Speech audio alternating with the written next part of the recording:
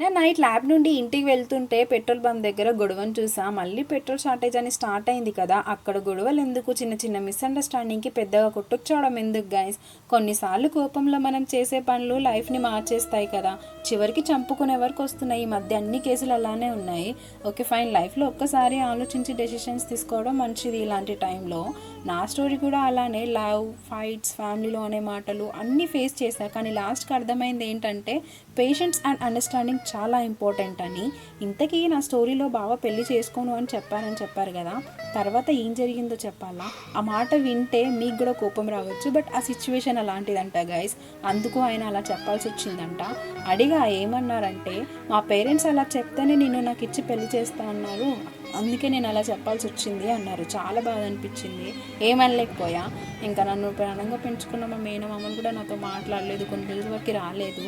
ఆ టైంలో ఆ ఏజ్లో అలాంటి చిన్న చిన్న గొడవలు ఎదురవ్వడం నాకు చాలా కష్టం అనిపించింది. ఇప్పుడు పాయింట్ ఏంటంటే, తొందరపడి ఎవరి మాటలు వినొద్దు, ఒక్కసారి ఆలోచించి డెసిషన్స్ తీసుకోవడం మంచిది. లైఫ్లో పేషెన్స్ అండ్ చాలా ఇంపార్టెంట్ అని నాకు అర్థమైంది.